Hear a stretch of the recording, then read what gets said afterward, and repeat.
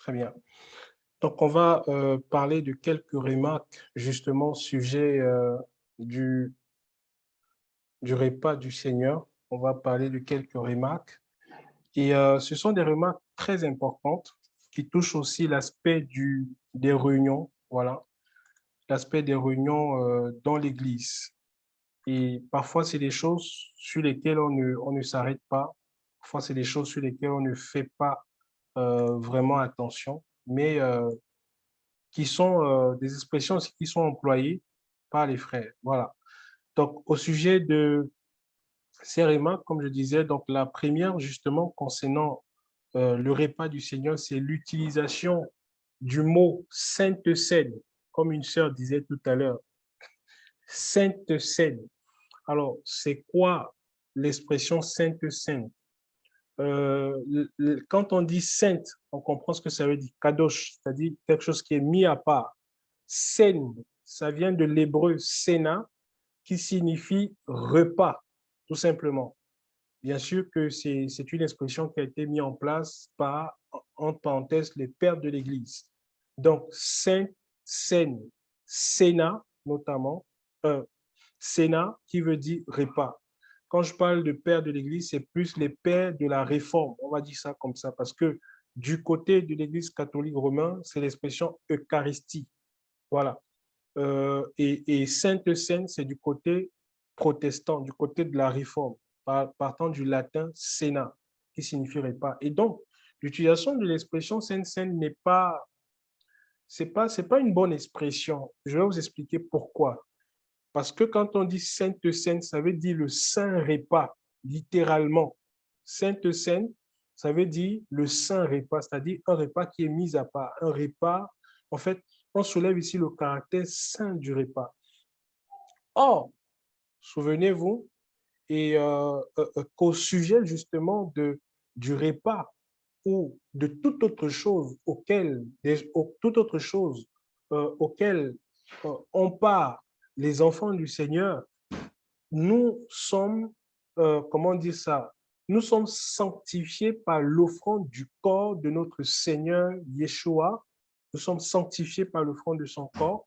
Donc, en tant qu'enfants du Seigneur, tout ce que nous faisons, justement, nous faisons toutes choses dans la sainteté du Seigneur. Dans la vie du Seigneur, il n'y a pas quelque chose qui soit plus saint qu'une autre chose. Tout est saint. Pourquoi? Parce que nous sommes les saints. Ça veut dire que quand tu manges dans la sainteté. Quand tu dors dans la sainteté. Quand tu te réveilles dans la sainteté. Quand tu vas au travail, tu vas au travail dans la sainteté. Quand tu vas à l'école, tu vas à l'école dans la sainteté. Quand tu vas composer dans la sainteté. Tout se fait dans la sainteté. Et particulièrement au sujet du repas, nous sommes dans 1 Timothée chapitre 4. Regardez le verset 4. Ma sœur Anne Ouli, on va aller avec toi pour la lecture. 1 Timothée chapitre 4, on va prendre à partir du verset 4. Il y a une précision que la parole nous donne ici qu'il faut relever quant à l'utilisation de cette expression. Alors, je ne sais pas si tu y es. Oui, je suis. Donc 1 Timothée 4, verset 4, c'est ça? Oui, oui. D'accord. Rapproche un peu ton micro, s'il te plaît. Ah, d'accord. Parce que tout ce que Elohim a créé est bon, et l'on ne doit rien rejeter de ce qui se prend avec action de grâce. Car cela sanctifie au moyen de la parole d'Elohim et de la prière. En exposant ces choses aux frères, tu seras un bon serviteur de Yahushua Mashiach, nourri des paroles de la foi et de la bonne doctrine que tu as exactement suivies. Mais refuse Amen. les fables profanes C'est et bon. Tu peux absurdes comme t'arrêter là, les ma contes soeur. de vieilles femmes. Exerce-toi à la piété. Amen. Car Amen. C'est bon, tu peux t'arrêter là, ma soeur. C'est bon. Donc, il dit, car tout ce qu'Élohim a créé est bon et l'on ne doit rien rejeter de ce qui se prend avec quoi? Action de grâce. De ce qui se prend avec grâce, littéralement ici, avec action de grâce. Il dit, car tout ce qui est sanctifié au moyen de la parole d'Élohim, non, car tout est sanctifié au moyen de la parole d'Élohim et de la prière.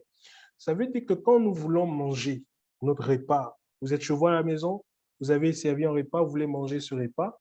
Il dit que tout est sanctifié. Donc, le repas est sanctifié par la parole et par la prière. Ça veut dire quoi? Quand nous rendons grâce au Seigneur, quand nous élevons vers le Seigneur une prière d'action de grâce, de reconnaissance, le repas est sanctifié. Et donc, justement, tout ce que nous faisons, vu que tout ce que nous faisons, en toute chose, en tout temps, la parole dit, rendez grâce au Père, car cela est à votre égard la volonté d'Élohim. C'est-à-dire qu'un enfant du Seigneur est constamment en train de rendre grâce. Il marche dans l'action de grâce. Il dort dans l'action de grâce. Il fait tout dans l'action de grâce. Et donc, par conséquent, tout ce qu'il fait est saint. Et par conséquent, il est dans la sanctification. Et étant justement dans cette position, frères et sœurs, il n'y a rien qui soit plus saint que l'autre. C'est-à-dire que tout est mis à part. C'est pour ça, je l'avais dit un jour, comme dans le temple, tout était sanctifié. Tous les ustensiles du temple étaient sanctifiés. Tout ce que nous possédons est sanctifié. Et c'est pour ça qu'on ne peut pas donner les choses saintes, justement, aux chiens. Et on ne peut pas être dans le mélange. On ne peut pas être dans le mélange. Moi, je pars plus loin. Il y a des choses, par exemple, en tant qu'enfant du Seigneur, je prends un exemple. Tu as ton téléphone et tout ça, et puis ton téléphone, voilà, c'est un téléphone qui est sanctifié, effectivement. Puis tu as un ami à côté de toi, tu sais qu'il va justement utiliser ton téléphone pour appeler sa petite copine et programmer le péché dans la soirée. Ben, quand tu lui donnes ton téléphone, tu sais que voilà, il va utiliser ton téléphone pour commettre un forfait avec. Non, ton téléphone est saint, mis à part. Il ne doit pas être l'instrument par lequel le péché va se répandre, en fait. C'est un peu pour aller à ce niveau. Ce qui fait que tout dans la vie d'un enfant du Seigneur est saint. Et donc ici, quand on utilise l'expression sainte, sainte, quand les réformateurs l'ont dit, c'était pour souligner le fait que justement, le fait de la sainteté du repas. C'est-à-dire le fait que dans l'Église, s'il y a une chose, justement, quelque chose qui est saint, c'est ce repas-là, c'est-à-dire le repas notamment du Seigneur. Et c'est pour ça aussi que l'expression qui est utilisée dans la parole du Seigneur, ce n'est pas l'expression sainte saine ou ce n'est pas l'expression saint repas. Vous ne le trouverez pas dans la parole écrit littéralement saint repas. Ce qui est mentionné, c'est le repas du Seigneur. L'expression repas du Seigneur est littéralement mentionnée dans 1 Corinthiens chapitre 11. Donc, il dit le repas ou encore le souper du Seigneur. C'est pour ça que nous n'utilisons pas l'expression sainte sainte, nous utilisons l'expression repas du Seigneur. Pourquoi aussi? Parce que dans ça, les réformateurs, quand ils ont institué la sainte sainte, ils ont fait du repas du Seigneur, en fait, une simple commémoration d'un bout de pain et d'un vin. Et pourtant, ce n'est pas ça le repas du Seigneur. Juste dans le sens maintenant du contenu, parce que dans le contenu, quand vous voyez dans les assemblées, on dit justement qu'on va manger la Sainte Seine. Au moment de manger la Sainte Seine, qu'est-ce que vous voyez? C'est le pain, des petits bouts de pain et un verre de vin, c'est tout. Alors que ce n'est pas ça le repas du Seigneur. Et la semaine passée, j'ai eu soin de préciser cela, que le repas, le souper d'Ebnon, de Kurios, le souper du Seigneur, littéralement, le souper du Seigneur, c'est quoi? C'est un grand repas, une grande table qui est dressée, qui s'ouvre par la fraction du pain. On rompt le pain. Et après avoir rendu grâce, il dit à ses disciples, prenez et mangez, car ceci est mon corps. Faites ceci en mémoire de moi. Il rompt le pain, il donne aux disciples, les disciples mangent, et après, il passe au souper. Le souper contient quoi? Ça peut contenir les cuisses de poulet, ça peut contenir du riz que vous avez ramené, des rognons, je ne sais pas, des frites de pommes. Ils ont mangé, ils ont soupé le repas du soir, et après avoir soupé, il prit la coupe. Il soulève la coupe, il rend grâce, et ensuite il leur donne. Buvez, ceci est la coupe de la nouvelle alliance, la coupe de mon sang, versée à la croix pour vous. C'est ça en fait, frère. C'est ça, grosso modo. J'essaie ici de résumer pour ne pas m'étendre là-dessus, mais grosso modo, c'est ça le repas en fait du Seigneur. C'est toute une table, parce que cela est une anticipation de ce que nous allons vivre dans le royaume des cieux, où la parole dit qu'il prépare un banquet. quand on dit un banquet rempli de mets gras, où il va inviter justement des invités, où il sera à table avec son épouse pour célébrer les noces. Et donc, quand nous mangeons dans l'église, le repas du Seigneur, c'est une anticipation justement de ce que nous allons vivre dans le royaume avec le Seigneur. C'est pour ça que ce n'est pas que un seul pain et un petit verre de vin. C'est un repas. C'est un repas. Et quelque part, certains sont arrivés au point carrément de séparer. Ils ont dit non, ce repas-là, c'est-à-dire le poulet, autre chose, c'est ça qui est la gape. Et la Sainte Seine, c'est le pain et le vin. Non, on ne trouve pas ça dans la parole du Seigneur. Et vu que nous sommes bibliques, nous voulons rester bibliques. Nous voulons rester sur les termes de la parole. Et les termes de la parole qui sont utilisés, c'est l'expression le repas du Seigneur. C'est pour ça justement que nous n'utilisons pas, si quelqu'un se posait la question, l'expression Sainte Seine. C'est une expression que vous ne trouverez pas, qui n'a pas été employée. Parce que ça prête à une grande confusion quant au contenu en fait de la Sainte Seine. Voilà. Tout est sanctifié par la parole et par la prière. Une autre remarque à ce sujet, c'est justement de faire la différence entre l'agape et le souper du Seigneur. Alors, je suis dans 1 Corinthiens chapitre 11, le verset 20. Il dit, quand donc vous vous rassemblez ainsi, tous ensemble, ce n'est pas pour manger le souper du Seigneur. Remarquez bien, c'est écrit littéralement. Quand donc vous vous rassemblez tous ensemble, ce n'est pas pour manger le souper du Seigneur. C'est ce qu'on appelle le repas du Seigneur institué dans Luc chapitre 22 et vers le verset 14 par là. Institué par le Seigneur. Donc, la différence entre l'agape et le souper du Seigneur, c'est que, comme je l'ai dit, l'agape, ça signifie l'amour, l'affection fraternelle. Il y a d'autres expressions qui sont utilisées. Donc, cet amour, en fait, ou cette affection, se vit dans l'Église de plusieurs manières. Quand on parle de l'amour, ça se vit de plusieurs manières. Et c'est dans nos rapports, dans la manière dont on se parle, dans la manière dont on vit ensemble, dans la manière dont on avance ensemble dans le Seigneur. Cela peut se vivre aussi autour d'un repas. Cette affection-là, cet amour, ça peut être concrétisé autour d'un repas, justement, qui est partagé uniquement entre les disciples dans l'Église. Parce que là où l'expression agape est utilisée, justement, et qui peut faire référence au repas, c'est dans Jude chapitre 1, le verset 12, où justement il dit que ce sont des écueils dans vos agapes. Il vous invite à des festins somptueux, où il justement pose le caractère du repas par la suite.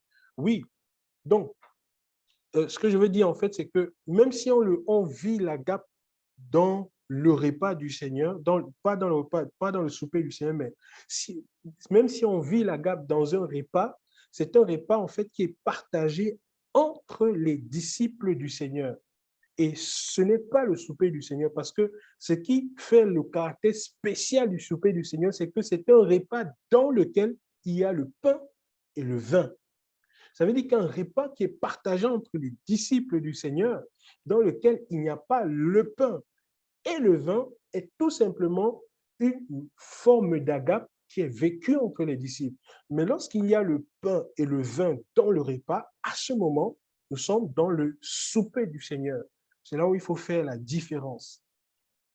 La différence entre le souper du Seigneur et tous les autres soupers, c'est comme je l'ai dit, donc tout se trouve dans le fait de la présence du pain et du vin. Maintenant, un autre point, c'est une question que j'ai posée en journée par rapport à la qualité du pain. Il y a une grande controverse, discussion aujourd'hui au milieu des chrétiens. Certains qui disent que le pain qui est pris, que nous mangeons, on doit le manger sans levain. Et ils sont appuyés mordicus là-dessus. Il y a d'autres qui disent non, le pain qui est mangé, il doit être mangé avec le levain. Et bien sûr, ils sont bien assis aussi là-dessus. Allons donc voir dans la parole qu'est-ce qu'il en est. Nous sommes dans 1 Corinthiens chapitre 5 à partir du verset 6. 1 Corinthiens 5 à partir du verset 6. Et vu qu'on n'a pas assez de temps, donc on va aller rapidement. Je vais demander juste, je ne sais pas si tu peux partager ton écran avec nous, soit toi ou le frère Clark, l'un d'entre vous deux. Si vous avez la Bible Strong aussi, ce ne serait pas mauvais. Alors, donc, vous prenez ce texte. Là, il faut qu'on creuse un peu là, voilà, pour que les choses soient claires pour chacun d'entre nous à ce sujet-là. Nous sommes dans 1 Corinthiens chapitre 6 à partir du verset 1 Corinthiens chapitre 5, pardon. Sœur Anne, si tu es là, tu peux lire, ma sœur. Amen. Il n'est pas beau votre sujet de gloire. Ne savez-vous pas qu'un peu de levain fait lever toute la pâte? Alors nettoyez complètement le vieux levain, afin que vous soyez une nouvelle pâte, puisque vous êtes sans levain, car le Mashiach, notre Pâque, a été sacrifié pour nous. Amen. C'est pourquoi, Amen. C'est bon, tu peux t'arrêter là. Est-ce que quelqu'un a la version Shoraki?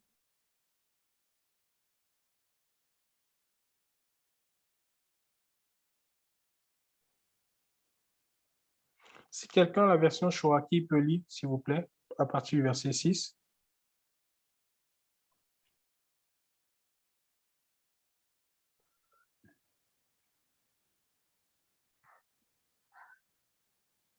Apparemment, personne. Hein. OK, je l'ai Moi, j'ai la retrouvé. version Vas-y, tu peux lire, mon frère. La version Shoraki nous dit, votre fierté n'est pas belle. Vous ne savez pas qu'un peu de levain fait lever toute la pâte. Éliminez le vieux levain pour être une pâte neuve, comme ce que vous êtes, des azimes, car notre Pessah a été sacrifié, le Messie. De sorte que nous fêtions non pas avec du vieux levain, non avec le levain de la malice et de crime, mais avec les azimes de la sincérité et de la vérité. Très bien, c'est bon, on peut s'arrêter là. Voilà, que le Seigneur soit béni. Donc, nous sommes ici en train de répondre justement à la question de savoir par rapport à la qualité du pain qui est utilisé justement dans le repas du Seigneur. Donc, comme je l'ai dit, remarquez quelque chose, frères et sœurs, c'est que la parole dit que votre orgueil est mal placé. Ne savez-vous pas, je suis au verset 6, qu'un peu de levain fait lever toute la pâte? Il dit, purifiez-vous donc du vieux levain, afin que vous soyez une nouvelle pâte, puisque vous êtes sans levain, car Mashiach, notre Pâque, a été quoi? Immolé. Il dit, afin que vous soyez une nouvelle pâte. Ça veut dire que chaque disciple du Seigneur est une pâte. Et là, comprenez-moi très bien, frères et sœurs, chaque disciple du Seigneur est une pâte, mais n'est pas qu'une pâte, il est une pâte nouvelle, une pâte dans laquelle ne se trouve point de levain, dans laquelle il n'y a pas de levain. Chaque disciple du Seigneur est une pâte, parce que le premier, justement, dans lequel il n'y avait pas de levain, c'est le Mashiach. Mais justement, il dit que Mashiach, notre Pâque, a été immolé.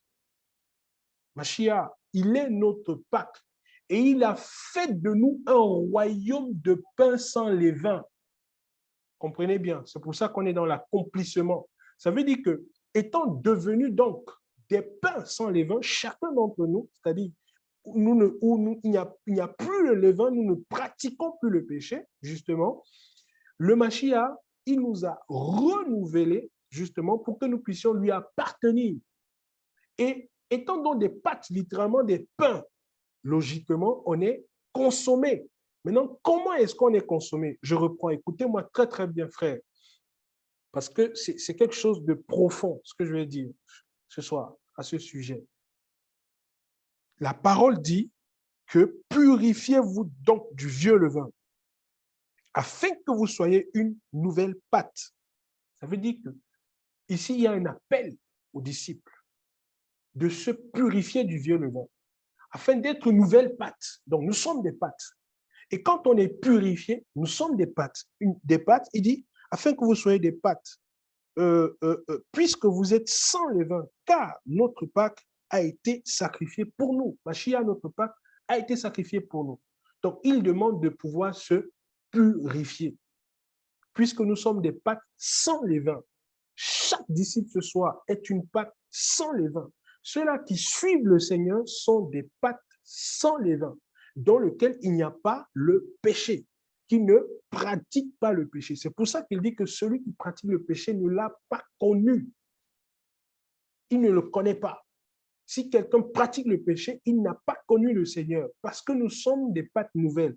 Maintenant, en tant que Pâques nouvelles, en tant que pain sans levain dans le Seigneur, la parole dit que Mashiach lui-même, il est le consommateur de notre foi. C'est-à-dire que nous sommes des pains qui sont consommés par le Seigneur par la foi. C'est-à-dire qu'il est celui qui, il dit quoi?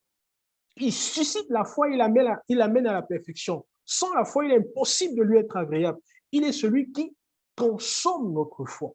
Il est celui qui nous consomme. C'est-à-dire que quand nous sommes sans levain, nous faisons monter devant le Seigneur des parfums, nous faisons monter devant le Seigneur des sacrifices qu'il agrée, et il se nourrit justement de ces sacrifices au travers de l'adoration de notre vie. C'est pour ça, frère, que nous sommes des pâtes sans levain et que nous sommes consommés par le Seigneur. Cette consommation se traduit par l'offrande de notre vie, se traduit par l'offrande de notre adoration, parce que notre vie sacrifiée sur l'autel est d'une offrande agréable au Seigneur.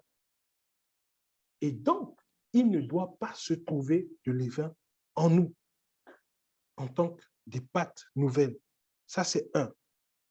2, juste, on est donc sur le texte au chapitre 6, au verset 7, pardon, 5, verset 7. Il dit, purifiez-vous du vieux levain. L'expression levain ici qui est utilisée, c'est quoi, mon frère? Zoom là-dessus pour que tout le monde voie ça. Je veux que vous voyez très bien ça, frère.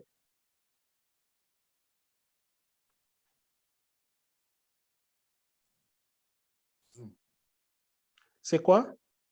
Zoom, c'est ça, non? Oui, mon frère. Voilà. C'est l'expression zoom ou zim, simplement, ce qui signifie levain.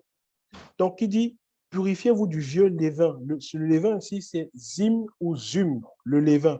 Il dit, afin que vous soyez une nouvelle pâte, puisque vous êtes sans levain. Clique sur l'expression sans levain.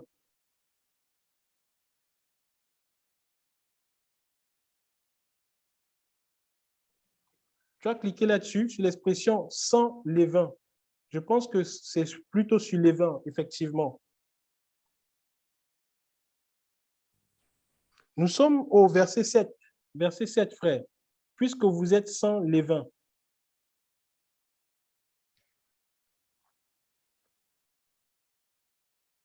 Tu ne trouves pas? OK. Donc, parfait, c'est bon. Donc, l'expression qui est utilisée, c'est quoi? Azumos. Azumos. Très bien. Azumos, c'est le contraire de zoom ou zim. C'est-à-dire azumos qui a donné, que certains ont traduit par azim. C'est ce que je crois qui a traduit. Vous êtes des azim. Quelqu'un qui a un azim ou un azumos, c'est quelqu'un qui ne contient pas de levain. Donc, il dit que puisque vous êtes sans levain, donc puisque vous êtes azim ou puisque vous êtes azumos, sans le levain. Donc, retenez ces deux expressions qui vont nous aider. Donc, on reprend la lecture. Il dit, purifiez-vous donc du vieux levain afin que vous soyez une nouvelle pâte puisque vous êtes sans levain. Car, Mashiach, notre Pâque a été sacrifié pour nous. C'est pourquoi, verset 8, célébrons donc la fête. L'expression célébrons et fête ici, c'est la même expression. C'est un peu comme s'il disait, c'est pourquoi, fêtons donc la fête, non avec du vieux levain, donc non avec du vieux zum ou du vieux zim. Célébrons donc la fête, non avec du vieux zim, non avec un zim de méchanceté et de malice, mais avec des azumos de la sincérité et de la vérité. Il dit, nous devons fêter la fête avec des azumos, justement, de la sincérité et de la vérité. Ça veut dire quoi, frères et sœurs? Je vais l'expliquer dans deux sens, de la manière dont le Saint-Esprit m'a donné justement de saisir cette portion de l'Écriture. La fête, frères et sœurs, nous la vivons dans notre corps en tant que disciples du Seigneur, étant dans l'accomplissement. Notre Pâques, c'est le Seigneur Yeshua. Il est notre Pâques. Il a été immolé pour nous. Ça veut dire que maintenant, nous sommes des Pâques nouvelles, des Pâques des azimos ou des azimes, c'est-à-dire des Pâques dans lesquelles il n'y a pas de levain. Et le levain ici symbolisait dans l'Écriture le péché. C'est pour ça justement que les enfants d'Israël devaient manger le pain sans levain, parce que le levain était le symbole du péché. Je le rappelle pour ceux qui ne le savent pas. Et donc, étant donc devenus des pains sans levain, c'est-à-dire des gens qui n'y a pas le péché, il dit, nous devons donc célébrer la fête, c'est-à-dire vivre la fête tous les jours, parce qu'il n'y a pas un seul jour où on est pain sans levain aujourd'hui et demain on est pain avec levain. Non. Tous les jours de notre vie, en tant qu'enfants du Seigneur, nous sommes appelés à vivre tous les jours de notre vie nos rapports avec le Seigneur en tant que azumos, en tant que pain sans levain, dans lequel il n'y a pas le péché. Ça veut dire que nous célébrons la fête dans notre corps tous les jours. Nous marchons dans l'accomplissement. C'est-à-dire que ce n'est plus la fête d'un jour d'observation, ce n'est plus la fête d'un temps d'observation. C'est une affaire maintenant de tous les jours, où nous vivons tous les jours sans le levain, qui est le péché, devant le Seigneur. Et nous sommes consommés par le Seigneur au travers de l'offrande de notre adoration, du sacrifice de nos vies que nous offrons sur l'autel au Seigneur pour lui être agréable au travers de la foi. Et donc, nous vivons cela, frère, écoutez bien, avec des azimos, c'est-à-dire des gens qui, comme nous, ne contiennent pas de levain. Ça veut dire qu'on ne vit pas, on ne célèbre pas cette fête avec des gens qui sont zimos, ou qui sont zim, c'est-à-dire qui pratiquent le péché, qui marchent dans le péché. Ça veut dire qu'il n'y a aucune relation possible, aucune amitié possible qu'on peut nouer sur une longue durée avec quelqu'un qui pratique le péché. Et c'est pour ça que l'apôtre Paul dit, ne vous trompez pas. Les mauvaises compagnies corrompent les bonnes mœurs. Parce que, puisque la fête, nous la vivons tous les jours dans notre corps, nous célébrons tous les jours jusqu'à ce que le Seigneur revienne. La fête dans notre corps avec des gens qui ne pratiquent pas le péché. Et donc, il n'y a aucun rapport entre la lumière et les ténèbres. Ça, c'est de 1. De 2, pour revenir dans le pain proprement dit, remarquez bien, Yeshua, quand il dit, si quelqu'un ne mange, si vous ne mangez ma chair et ne buvez mon sang, vous n'aurez pas la vie. À la fin, il dit, ces paroles que je vous ai annoncées sont esprit et vie. Dans l'ancienne alliance, frères et sœurs, la parole dit que l'ancienne alliance était l'ombre des choses à venir. Dans l'ombre, il ne fallait pas consommer le levain. Il était question d'une question physique. C'est-à-dire que c'était quelque chose de physique. On parlait du levain physique. Parce que manger le levain physique était une manière de désobéir, était une désobéissance au Seigneur. Dans l'ombre, que quelqu'un trouve ce texte aussi, l'ombre des choses à venir. Donc, c'était dans l'ombre. Maintenant, dans le corps, la réalité qui est en Christ, là, on ne parle plus de quelque chose de physique. On est en train de parler d'une réalité spirituelle.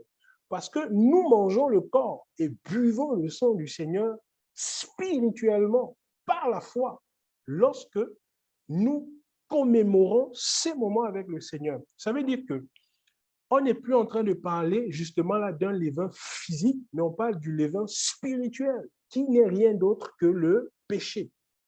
Et donc, justement ici, pour ceux qui d'un camp mettent l'accent sur le levain physique et qui d'un autre camp ne mettent pas l'accent sur le levain physique, là n'est pas la chose, là n'est pas le point de discussion, là n'est pas le point d'édification en fait. Là n'est pas le point le point sur lequel il faut s'arrêter. Parce que la question principale dont il est question ici, c'est le péché. On ne parle plus d'un levain physique. Parce que, regardez ce que nous faisons. Ceux, par exemple, qui disent que non, il ne faut pas manger le repas du Seigneur avec un pain qui a le levain. Le lundi, ils partent à la boutique, ils s'achètent un pain parisien avec le levain rempli dedans bien comme il faut et ils mangent. Donc, pourquoi est-ce qu'ils mangent le pain avec le levain les autres jours de la semaine ou les gâteaux, merci, et seulement à ce repas-là, ils disent non, ce repas, il ne faut pas manger avec le levain parce que c'est le repas du Seigneur. Non, remarquez bien, frère, quand les disciples, quand on parlait du pain arthos, c'était un pain qui était fait dans lequel il n'y avait pas de levain.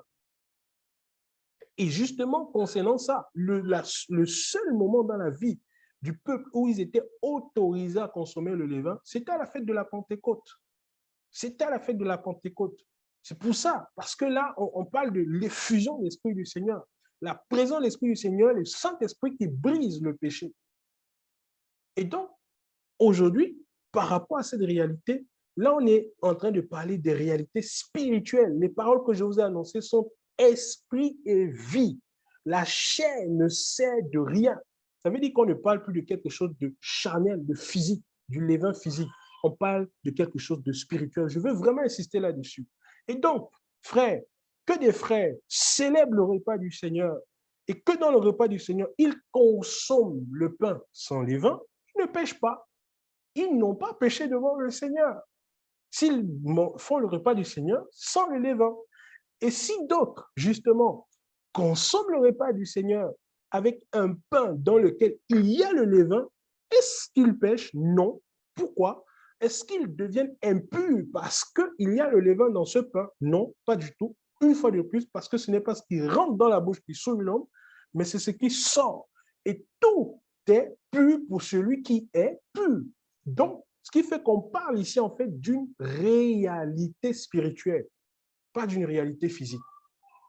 Ça veut dire que si des frères se retrouvent dans une condition où ce qu'ils ont pour célébrer le repas du Seigneur, c'est du pain avec du levain, ils ne sont pas en faute devant le Seigneur. Ils ne commettent pas un péché devant le Seigneur. C'est lorsqu'on prend des positions tranchées, justement, que là, on commence à déposer une condamnation et un joug sur la vie des frères et des sœurs. Faites très attention, frères. Même le repas du Seigneur, je vous avais dit, quand on parlait de transsubstantiation et de consubstantiation, la grande discussion à ce sujet, c'était la transformation des éléments physiques. C'est que, par exemple, les catholiques et les orthodoxes qui disent que dans la transsubstantiation, le pain physique devient le corps du Seigneur et le sang devient justement, le vin devient le sang du Seigneur, tout en gardant, les éléments gardent leurs propriétés naturelles. C'est-à-dire que quand ils mangent le pain là, c'est le corps du Seigneur. C'est pour ça qu'à un moment, les chrétiens ont été accusés de cannibalisme, des gens qui mangent leur Dieu. Et c'était une manière propre de tordre le sens de l'écriture. La parole n'a jamais dit ça. Quand le Seigneur a parlé dans tout le chapitre 6 du livre de Yohanan, il a signé à la fin en disant « Les choses, les paroles que je vous ai dites sont esprit et vie ». Ça veut dire que c'est spirituellement qu'on en juge. C'est pour ça que l'homme spirituel discerne de toutes choses par le Saint-Esprit. C'est dans l'esprit. La régénération, la transformation s'opère dans l'esprit, justement, de l'homme. Et c'est spirituellement qu'on cerne, qu'on saisit justement ces choses. Il n'y a pas de transformation physique des éléments. Les éléments physiques restent physiques. C'est une commémoration, mais c'est spirituellement justement que nous mangeons le corps du Seigneur et que nous buvons son sang au travers du pain et du vin. Et donc ici, il dit, c'est pourquoi célébrons donc, fêtons donc la fête, non avec du vieux levain, non avec des humes ou des hymnes, mais non avec du vieux levain, non avec du levain de la méchanceté, de la malice, mais avec des pains azides, c'est-à-dire des pains sans levain. Pain aussi ici, comme je l'ai dit, c'est des frères.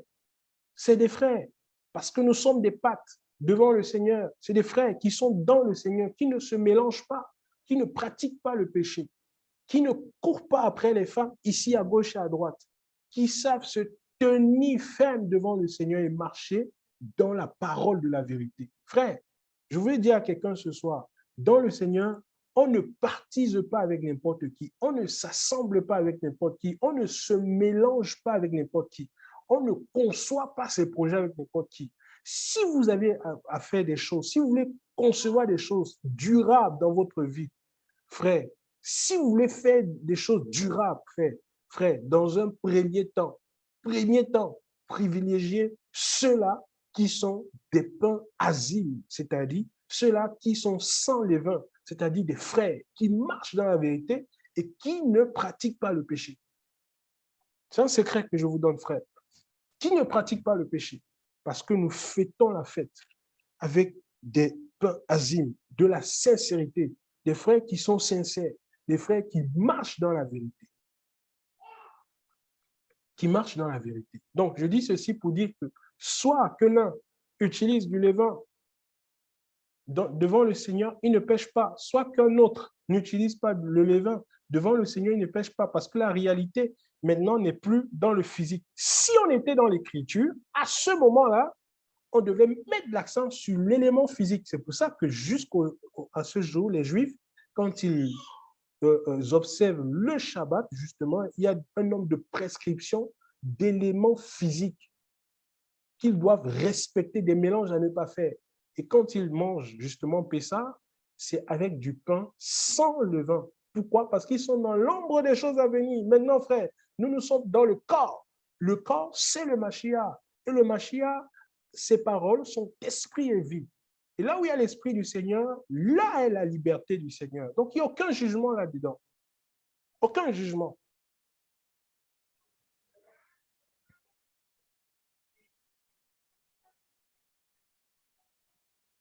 Un autre point très important, c'est le fait que vous allez remarquer, frères et sœurs, que dans certaines versions, l'expression souper du Seigneur, le souper du Seigneur, en fait, les gens disent que ça se faisait les dimanches. Et ils se basent dans le texte de Actes chapitre 20, le verset 1. Quelqu'un va prendre ça, Actes 20, le verset 1. Il se base là-dessus pour dire justement que c'était le dimanche. Et donc, les chrétiens, les frères se réunissaient le dimanche. Regardez bien ce texte-là, parce que beaucoup de versions ont traduit là-bas le dimanche. Alors, mon frère, tu y es, merci beaucoup. Donc, le premier verset, est-ce qu'on peut lire ça? Alors, je n'y suis pas encore.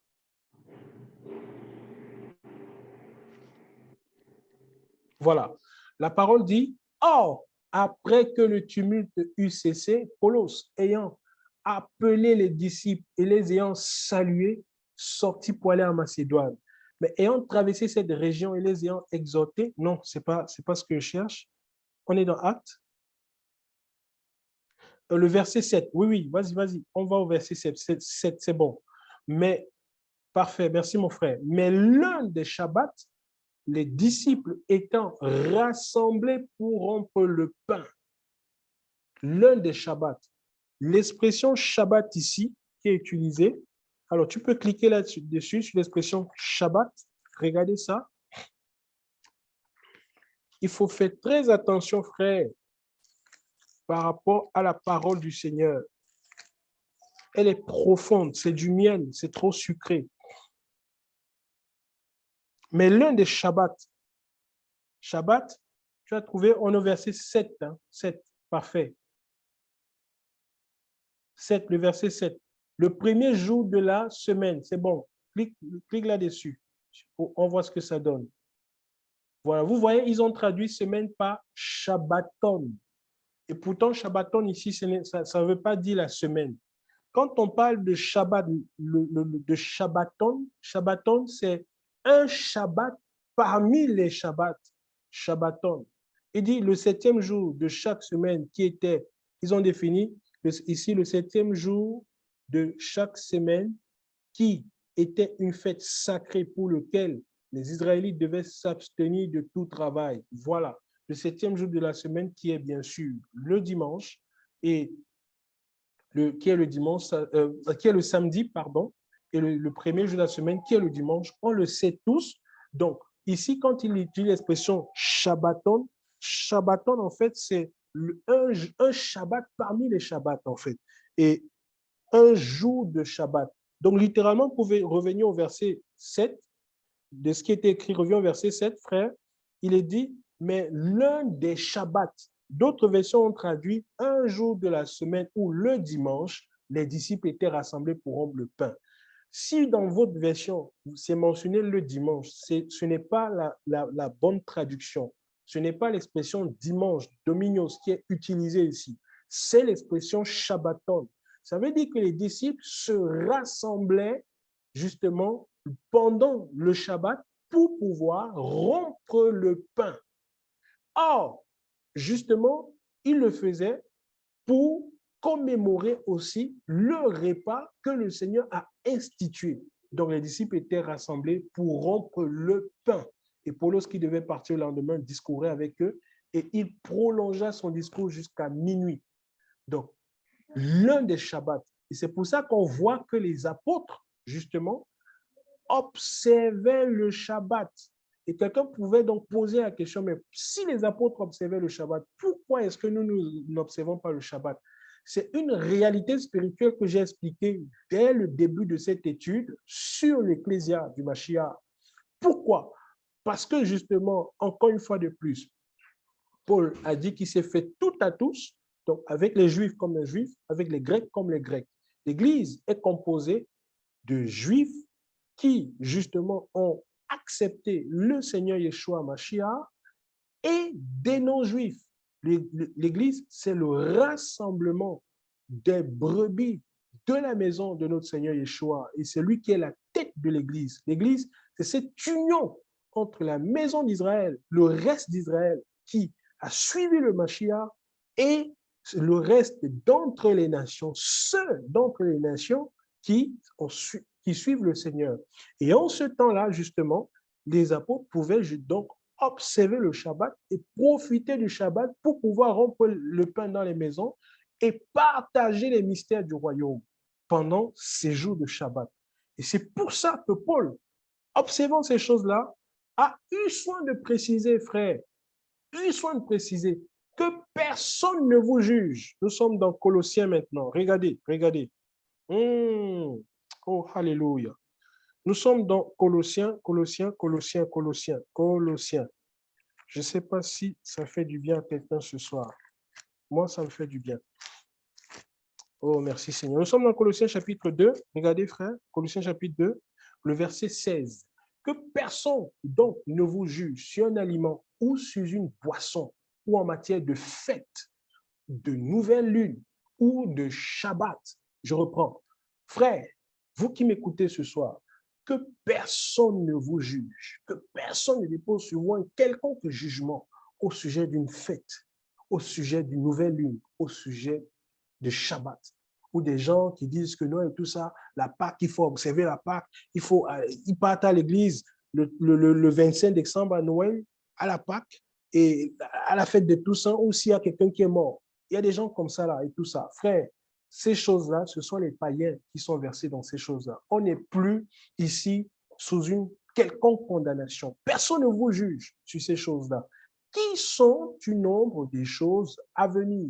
Mais le corps, c'est le Mashiach. Et nous avons le Mashiach. Nous sommes dans le corps.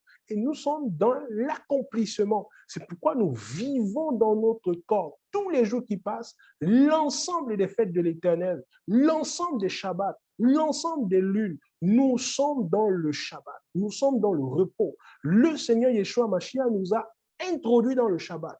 Et nous vivons le Shabbat avec lui. C'est pour ça qu'en tant que Goïm, frères et sœurs, on n'est plus tenu d'observer un jour en particulier et de dire aux frères que si vous n'observez pas le Shabbat, vous serez perdus, comme le font quelques-uns, qui disent aux frères que si vous ne vous réunissez pas le jour du Shabbat comme les disciples, vous irez en enfer.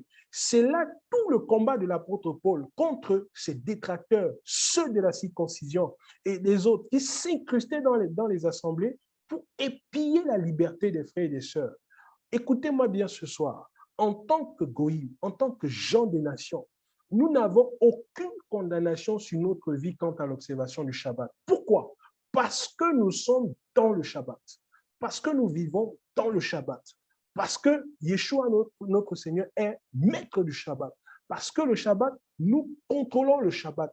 Il nous a donné toutes choses avec lui. Il dit que si donc, lui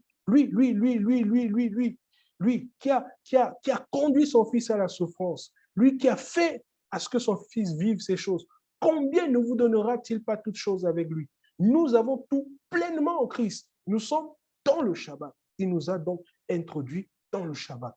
C'est pourquoi nous vivons, nous respirons, nous dormons, nous nous réveillons, nous marchons dans le repos, dans le Shabbat du Seigneur, dans la paix, dans la perfection. Le Shabbat, c'est ça, c'est la paix.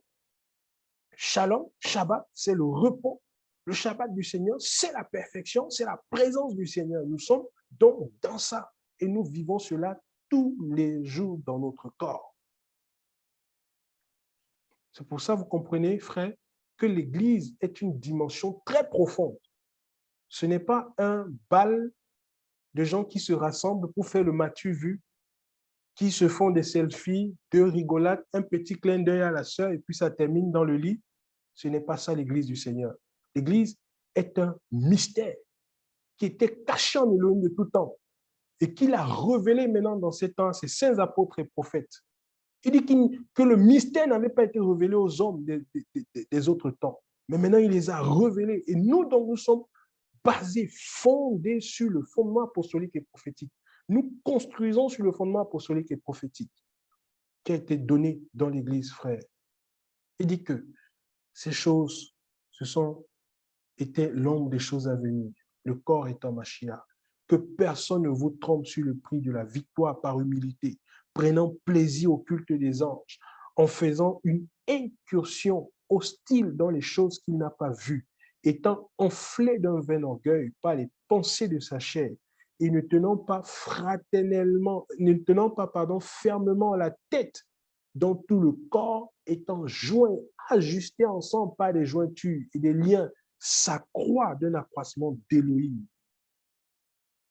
Oh frère, si donc vous êtes mort avec Mashiach, loin des rudiments du monde, pourquoi vivez-vous comme dans le monde? Pourquoi vous dogmatisez? Ne prends pas, ne goûte pas, ne touche pas, choses qui sont tous vouées à la corruption, selon le commandement et les doctrines des humains, qui ont en effet un renom de sagesse, avec le culte volontaire, leur humilité, leur rigoureux traitement du corps, mais qui n'ont en effet aucune valeur et ne contribuent qu'à la satisfaction de la chair charnelle. C'est pourquoi, frère, nous ne marchons plus selon la chair. Les paroles du Seigneur ne sont pas charnelles. La chair ne sert à rien. Elles sont esprit et vie. C'est spirituellement qu'on en juge. C'est spirituellement qu'on vit. C'est spirituellement qu'on mange, qu'on consomme, frère, ces choses. Que personne donc ne vous juge sur ces choses. Et c'est pourquoi, connaissant ces choses, nous devons donc nous atteler, frères et sœurs, oui, à rompre le pain, comme les disciples le faisaient, à manger à la table du Seigneur, entre disciples dans l'Église, uniquement autant de fois que nous avons l'occasion, frère, mangeons le repas du Seigneur. Mangeons le repas du Seigneur. Et c'est pourquoi dans l'Église, frère, il y a donc, quand on se rassemble, il y a un certain ordre. Il y a un certain ordre. L'Église, ce n'est pas un carrefour de désordonnés ou des gens qui veulent faire ce qu'ils veulent, comme ils veulent, qu'ils pensent que voilà. Non, ce n'est pas ça l'Église. Dans l'Église, il y a un certain ordre. On ne marche pas n'importe comment dans l'Église. Il y a une règle de doctrine à suivre qui a été posée dans l'Église par les apôtres que nous devons respecter. L'un des grands problèmes aujourd'hui, c'est de voir comment les gens marchent dans le désordre dans l'Église. Et ils pensent qu'ils sont ici dans la cour du roi Péto. Non, il y a un certain ordre, frère, une certaine rigueur. C'est le disciple-là. Un disciple n'est pas quelqu'un qui fait ce qu'il veut. Non, il y a un maître, il y a un chef de la maison qui a imposé des règles, qui a expliqué à ses enfants comment il faut marcher. Paul dit, afin que si je tarde, que l'on sache comment il faut se comporter dans l'Église du Seigneur, qui est la colonne et l'appui de la vérité, frère. Que l'on cesse ces comportements qui sont parfois acariaques dans l'Église. Des gens qui se permettent de faire des choses que l'on voit dans le monde, frère. et que l'on puisse revenir à la saine doctrine, au fondement apostolique et prophétique, pour marcher correctement comme nos pères ont marché dans la foi, dans le Seigneur, frère. Regardez, 1 Corinthiens chapitre 14, prenons le texte là. 1 Corinthiens 14, verset 26, frère. Nous ne pouvons pas continuer de faire n'importe quoi dans la maison du Seigneur. L'Église n'a pas commencé avec nous, elle ne s'arrêtera pas avec nous. Et on a le devoir de conserver l'ordre et la doctrine pure qu'ont déposé, qu'ont laissé les apôtres et les prophètes, pour que l'Église ne soit pas un objet de blasphème. Non, que le nom du Seigneur ne soit pas blasphémé à cause de nous. Nous sommes dans 1 Corinthiens chapitre, le verset 26. Il dit, prenons ça. Qu'est-ce donc, frères, lorsque vous vous rassemblez, chacun de vous a-t-il un son, a-t-il un enseignement, a-t-il une langue, a-t-il une révélation, a-t-il une interprétation, que toutes choses se fassent pour la construction, frère. Dans l'Église, si tu ouvres ta bouche, que ce soit pour la construction. Si tu poses une action, que ce soit pour la construction. Si tu interpelles un frère, que ce soit pour la construction, frère. Il y a un ordre. Je reprends, dans l'Église du Seigneur, il y a un ordre. On ne peut pas se permettre de faire n'importe quoi.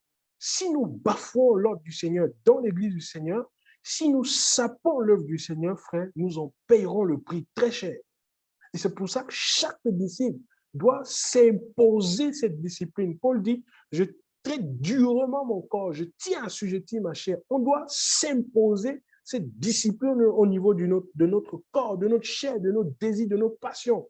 Frère, pour marcher dans l'ordre. C'est pour ça que j'aime beaucoup le texte de l'apôtre Paul dans Éphésiens chapitre 4. Éphésiens chapitre 4, vous savez ce qu'il dit? Il dit, vous efforçant. Il dit, vous efforçant de conserver l'unité de l'esprit. L'unité de l'esprit par quoi? Par le lien de... Regarde, merci frère. C'est vers... Non, au début, là, vers le verset 3 par là.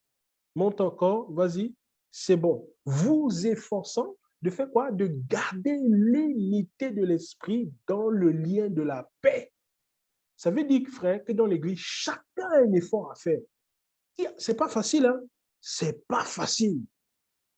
Tu sors de ton village là-bas, tu as reçu le Seigneur, dans ta bouche, il y a encore beaucoup de langage de ton village. Tu dois faire un effort pour éviter les esprits de parti dans l'Église, les sectes, les regroupements par clans. Et beaucoup d'assemblées sont sapées à cause de ces choses-là. Ils n'arrivent pas à avancer, à travailler pour le Seigneur parce qu'il y a des clans de nationalités, des clans de tribus, des clans de ceci. On trouve toutes ces choses. Et beaucoup, malheureusement, ne savent pas que tous ceux qui savent, tous ceux qui marchent en destructeur dans l'Église du Seigneur en porteront très cher le prix. Parce que Yeshua s'est acquis cette Église au prix de son sang. On ne joue pas, frère, avec ces choses. On ne joue pas avec ces choses. Vous efforçant de garder l'unité de l'esprit dans le lien de la paix. C'est un effort. C'est du fais l'effort. C'est du tu as l'obligation de l'aimer. C'est du tu as l'obligation de pardonner. C'est du tu as l'obligation de lui manifester ta miséricorde. Parce que ça ne dépend pas de toi. Ça dépend de celui qui t'a appelé et de celui qui vit en toi. Si Christ vit en toi, tu as l'obligation de pardonner ton frère.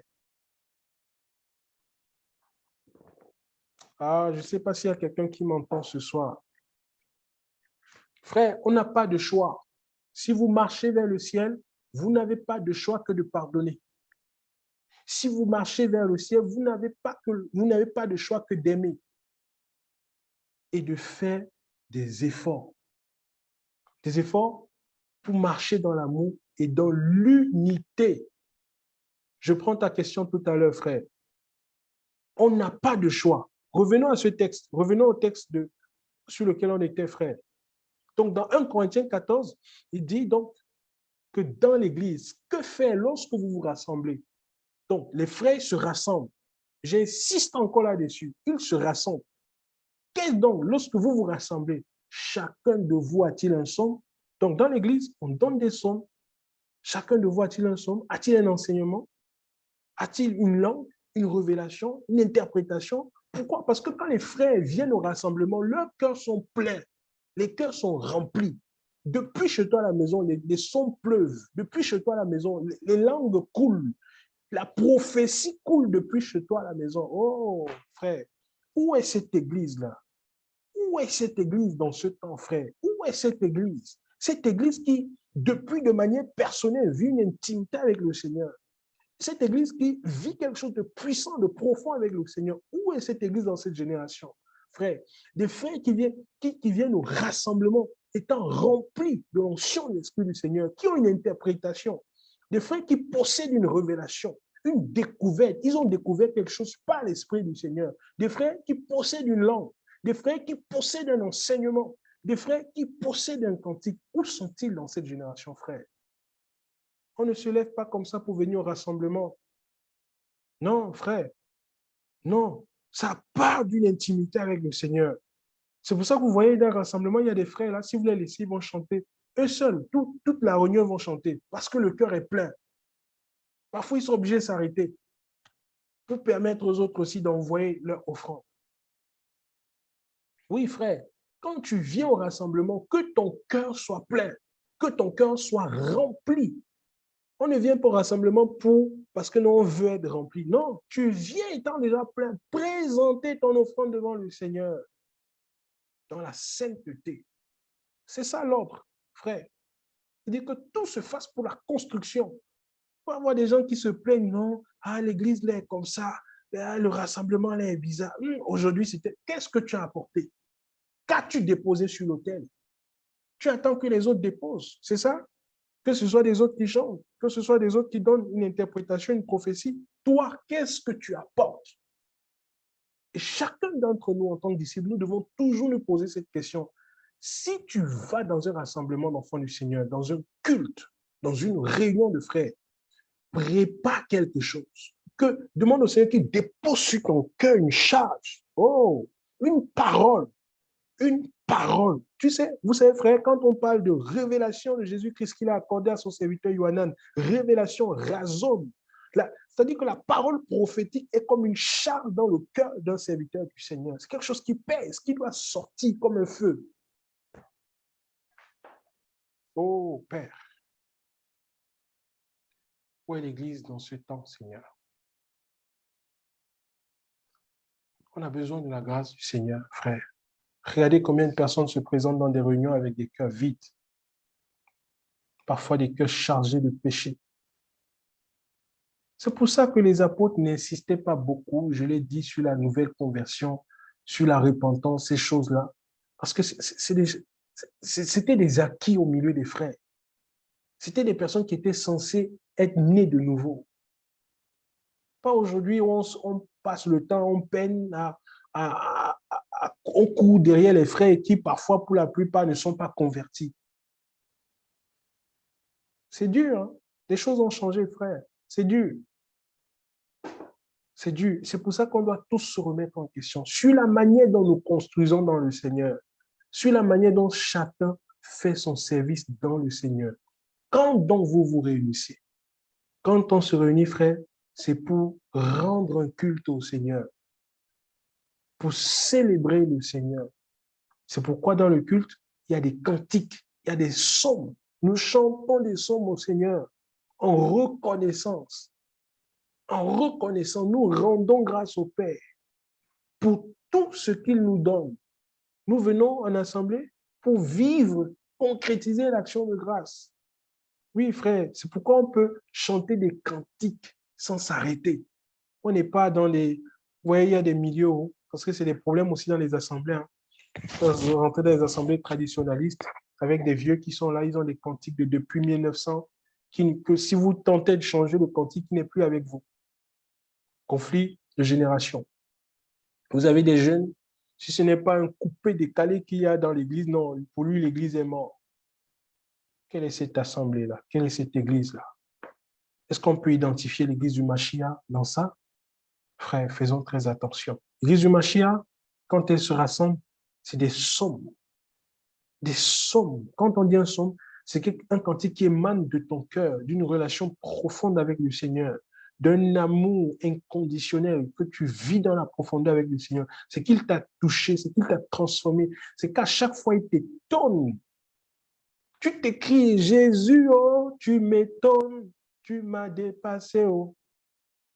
Je ne sais plus quoi faire, je m'abandonne à toi.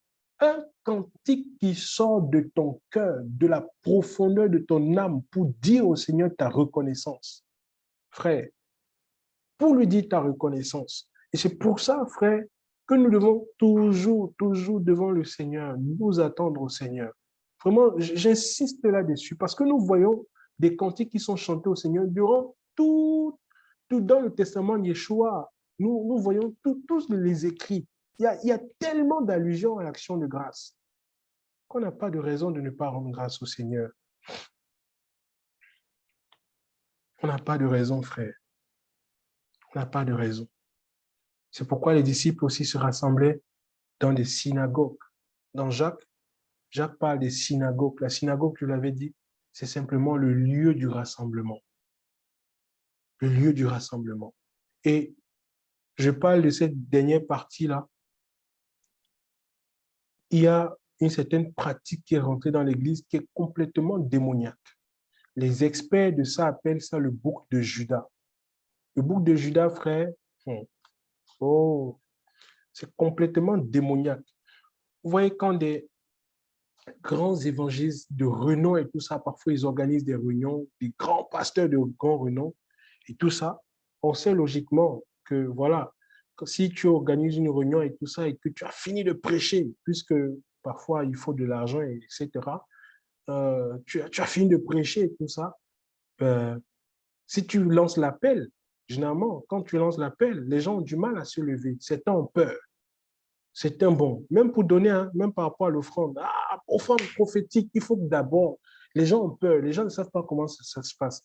Et on met en place, et c'est ce qu'ils ont fait, ils ont mis en place ce qu'on appelle le bouc de Judas.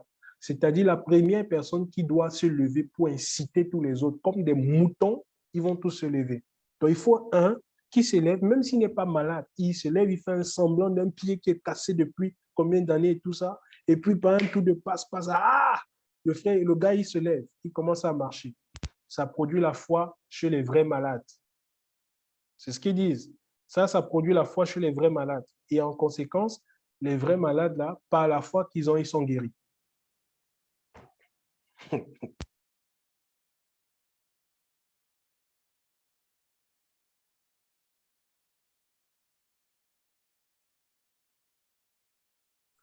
Mais enfin, on t'écoute pas.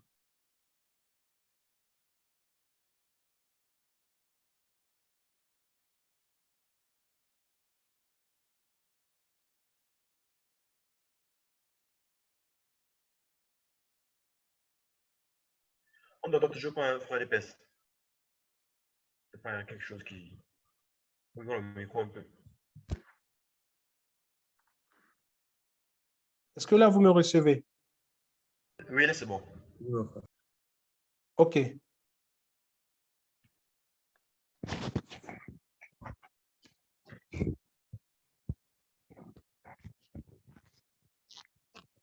OK, parfait. Très bien. Donc, comme je disais, frère, c'est terrible. Beaucoup de comédies et de comédiens dans l'Église. On organise des réunions. Ils font des réunions. Vous voyez des gens qui sont là, des milliers. Offrande prophétique, le bouc de Judas s'élève avec une grosse enveloppe de pourpoint. Ça sème. Qu'est-ce que ça provoque? La foi chez les autres. Tout le monde se lève donc pour aller s'aimer. Séance de guérison et de délivrance. Qui veut abandonner un péché? Il s'élève le premier. Il faut que les autres se lèvent aussi ensuite. Bouc de Judas. Séance de guérison. C'est pour ça que vous voyez des gens là. C'est les mêmes gens de livres tous les jours, tout le temps et tout ça. Des boucs de Judas. Pourquoi? Parce que parfois, c'est des gens qui s'arrangent. C'est un métier. Il y a des gens qui... C'est un métier. Je vous explique comment ça fonctionne, frère. Parce que j'ai eu à faire partie des comités de pasteurs, en fait. Et les choses que j'ai vues sont terribles. Parce que les gens sont dans l'église, ne savent pas comment ça fonctionne. Ces gens-là comptent les gens dans l'église par tête. C'est comme des têtes de moutons. C'est combien tu vaux, combien tu rapportes. Et c'est en fonction de ce que tu rapportes qu'on te positionne dans l'église. Si tu rapportes rien, tu n'as pas ta place. C'est comme ça. Les boucs de Judas, Ce sont des gens qui ont un métier et ils sont utilisés par certains hommes de Dieu, comment dire ça, entre parenthèses, certaines personnes de manière spéciale. Donc, il y a un arrangement qui est fait par derrière. C'est-à-dire que lui, tu lui proposes, il a son enveloppe. Il y a son enveloppe qui est là. Parce que, comment ça se fait? Il vient, tu as besoin de quelqu'un, d'un bouc de Juda. Lui, il est le bouc de Juda qui va se lever et tout ça. Il te dit, bon, on est en dirham, il te dit, bon, moi, mon service, c'est 15 000 dirhams. Parce que il sait que la soirée va te rapporter au moins 200 000 dirhams. Pourquoi? Parce que dès que lui va se lever et que, simulation d'un faux miracle, et que les autres vont, glory, dans la salle, tout le monde, la puissance, power et tout ça, certaines personnes aussi qui n'étaient pas malades vont dire, bon, vraiment, oui, moi, c'est vrai, hein, j'avais mal à la tête, hein, mais maintenant, là, le mot de tête, c'est fini. L'homme de Dieu, il est puissant. Celui qui n'avait pas mal au pied, maintenant, il se rend compte que non, il avait mal au pied, en fait, que maintenant, son pied est guéri. Conséquence, ça se traduit en offrande. Mon frère, si tu as été guéri, il faut donner. Et maintenant, ils ont traduit le système que non, quand on prêche là, si la parole t'a touché, l'onction t'a bien touché là, ça se traduit en argent. Il y a une caisse devant là. La parole te touche, tu déposes pour traduire ton onction, frère. Nous n'altérons pas la parole du Seigneur. Que quelqu'un le dise ce soir avec moi. Nous sommes de ceux qui n'altérons pas la parole du Seigneur. Nous devons rester fidèles à la règle de doctrine que nous ont laissé les apôtres et les prophètes, pour ne pas introduire dans le champ du Seigneur et dans la maison du Seigneur des pratiques étrangères. Les gens qui le font, ils ont pour Dieu leur vie. Ce sont de fausses et qui s'inscrivent dans les assemblées pour épier la liberté des frères et sœurs, pour créer des scènes de mensonges. Et malheureusement, beaucoup d'âmes mal affermies rentrent dans ces pièges-là. Nous sommes de ceux qui n'altérons pas la parole du Seigneur.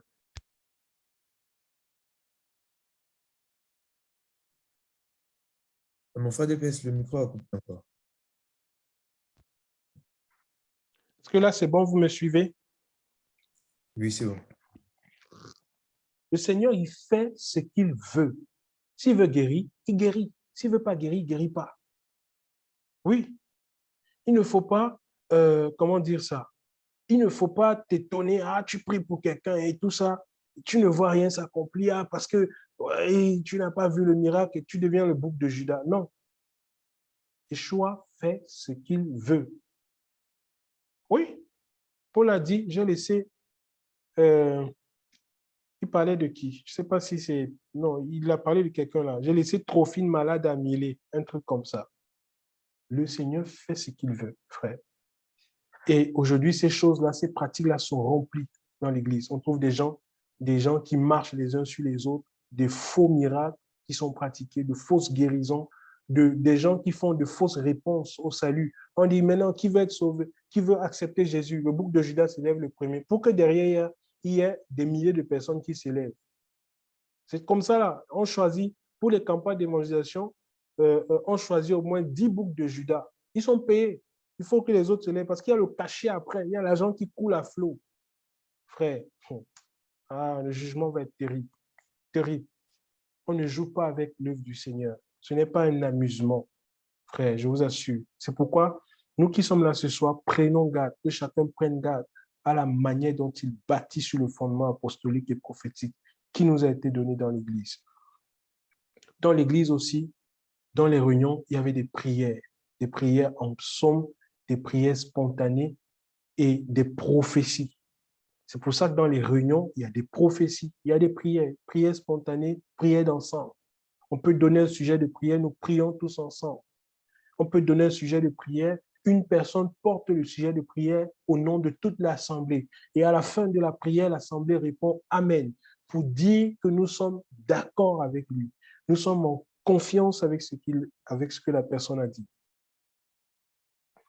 Prière commune. Il y avait aussi la lecture de la parole. Quelqu'un a-t-il un enseignement, une exhortation, une parole d'encouragement? Frère, toutes ces choses, on les retrouvait dans l'assemblée. Et tout ça, bien sûr, fondé sur les enseignements apostoliques et prophétiques. Et ne l'oubliez pas, frère, que, comme je l'avais dit la dernière fois, réunion publique, réunion privée. La Bible dit dans Acte chapitre 2, le verset 22, tu peux prendre aussi ce texte-là, Acte 2, le verset 22. La communion là, tournait essentiellement autour de la fraction du pain. Ils se réunissaient dans le temple et ils rompaient le pain dans les maisons. Ça, je l'ai dit, je vais insister là-dessus. Ils rompaient le pain dans les maisons. C'est là où ils rompaient le pain. Donc, les premiers chrétiens, oui, ils se réunissaient dans les synagogues. Il y avait un lieu de rassemblement. Tu as trouvé le texte, frère? On a presque terminé. Acte 2. Tu es dans Acte 2? Oui, mais enfin, c'est pas le verset 22, pardon. Ok, ok. Je pense que c'est plutôt au chapitre 4. Oh Père, oh, merci Seigneur. Seigneur est bon. Hein? Acte 3, je crois.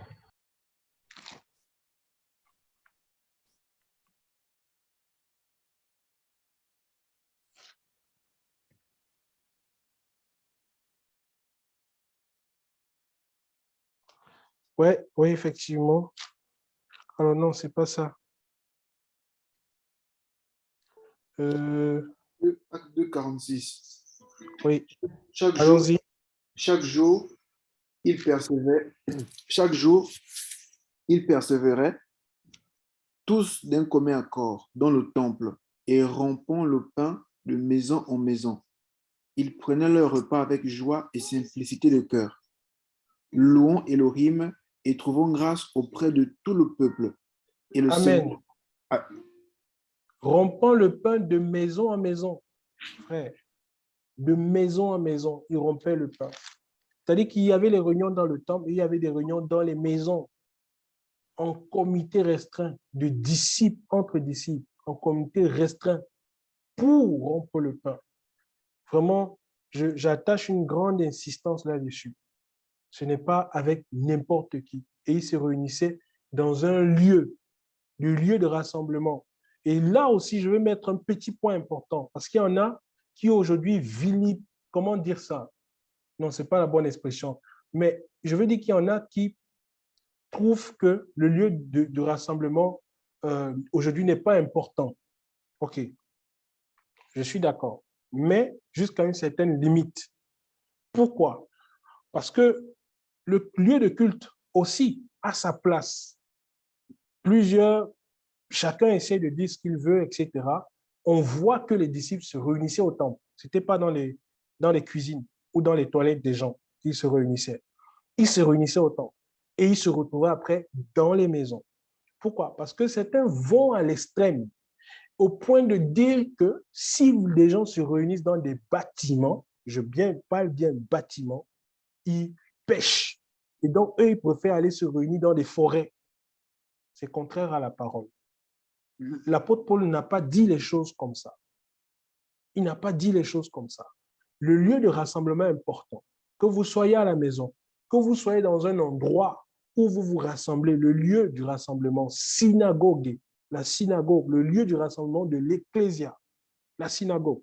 Donc, que ce soit chez vous à la maison, que ce soit en plein air, là où le Seigneur vous donne un endroit pour vous réunir, vous vous réunissez.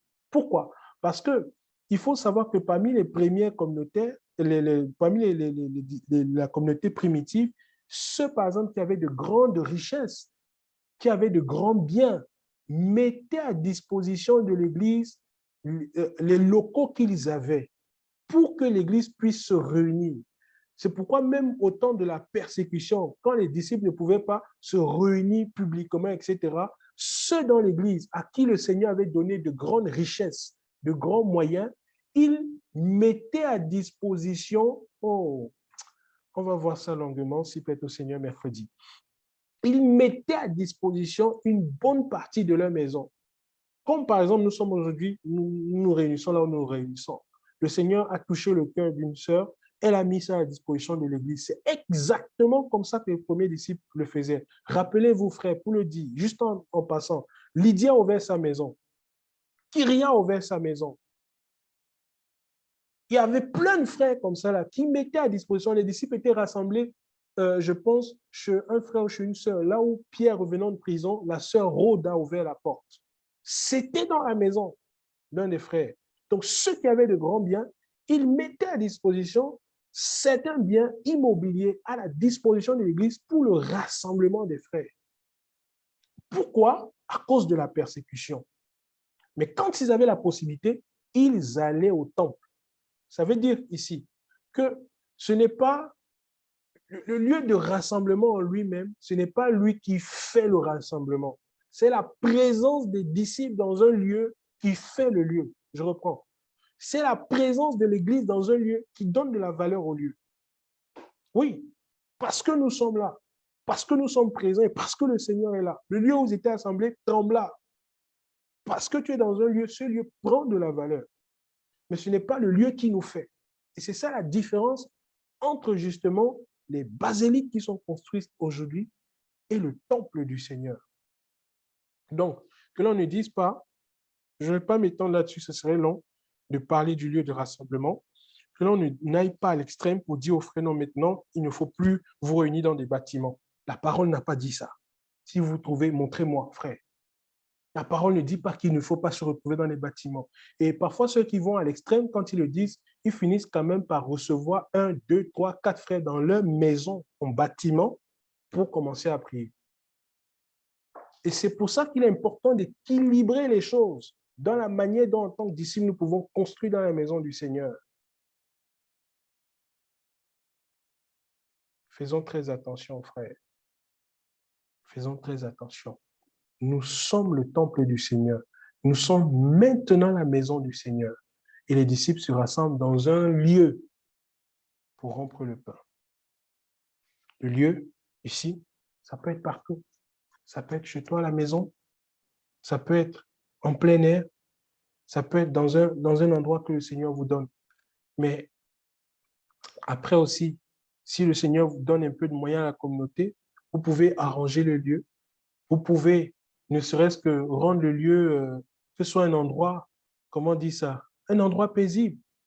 Parce qu'il y en a qui, par cette doctrine-là, se réunissent dans pratiquement des trous à rats. Pas parce qu'il n'y a pas de possibilité d'avoir un lieu paisible, mais parce qu'ils sont dans une position de condamnation.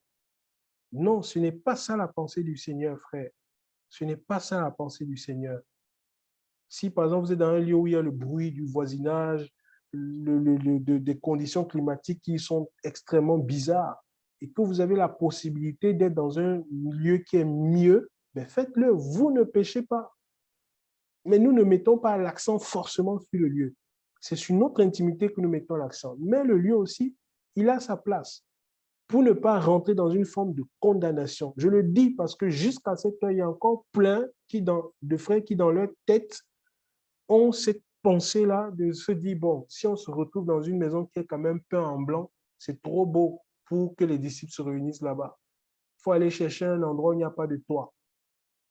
Et vous qui vous réunissez dans de belles maisons là, vous allez être jugés par le Seigneur. Il y en a beaucoup qui pensent comme ça. Ce n'est pas la pensée des apôtres, frère. Ce n'est pas la pensée des apôtres. Je vais m'arrêter ce soir à ce niveau. Je ne vais pas m'étendre sur le lieu. Je vais approfondir la question du lieu au prochain partage, s'il plaît au Seigneur. Mais sachez, frère, qu'en gros, le culte, c'est l'approfondissement de la communion fraternelle. Le fait de se rassembler en un seul lieu pour pousser des psaumes, des cantiques, des langues, des interprétations, c'est l'approfondissement de notre communion fraternelle. C'est pour ça qu'il dit, si avant d'offrir ton offrande, tu as quelque chose contre ton frère, dépose là ton offrande, va, réconcilie-toi avec lui. Beaucoup de frères aujourd'hui ont des problèmes, ils se réunissent, ils offrent leurs offrandes ensemble, alors que dans leur tête, ça ne va pas.